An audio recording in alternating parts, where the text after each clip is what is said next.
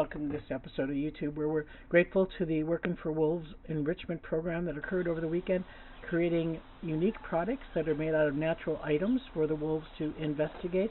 Axel being the most confident about everything, but also having a little bit of competition there, which is why we do this program, to be able to stimulate the wolves, but also to be able to give them some kind of new items. You can see neophobia is quite well represented with the wolves here. Neophobia meaning fear of new things, and Grayson and the yearlings, both Kaz and Blackstone, showing a little intimidation, whereas Reich is less intimidated. Axel has no issues whatsoever, pretty confident with whatever was brought out. So if you want to join the Wolves Enrichment program, we still have 2 more sessions, July 22nd and 23rd, or August 12th and 13th.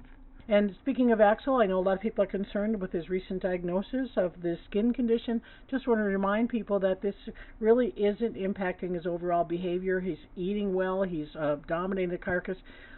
This was a little bit interesting. He started this kind of rally of play bowing and invite chase, and then it got a little intense. The male rank order here represented with Grayson Hightail, Kaz next, and then Axel with his tail kind of tucked a little bit because Kaz got a little bit intense. So it seems like in this male rank order, Grayson is still kind of posturing towards the top, and then Kaz, and then Axel, and then Blackstone kind of at the bottom. So lots of dust. You can see here we're in a drought condition. The wetness is because wolf care staff spray down the front of the exhibit.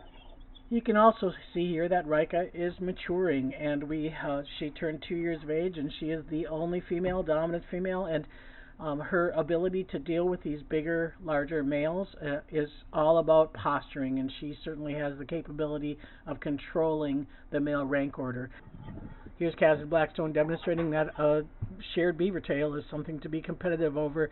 But you see Grayson, the influence of Grayson coming over and kind of calming things down when he hears the ruckus is really, again, an indication that these yearlings still do see Grayson kind of in a leadership role.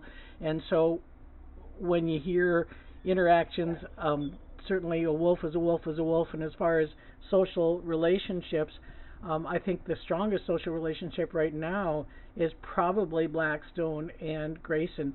Those two seem to have very similar personalities, and they seem to spend a lot of time together. When we look at pack dynamics, a lot of strife is noisy. It's a lot of jaw sparring, but essentially it's communication to prevent further misunderstandings that might lead to more challenging fights later down the road. So if you want to learn more about the wolves, please join us for our Summer Solstice webinar that we're having next Wednesday, the 21st at 7 p.m.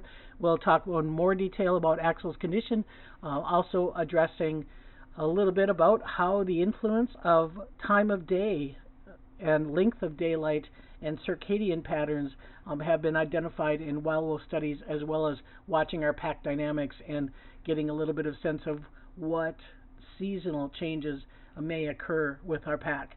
So thanks for watching.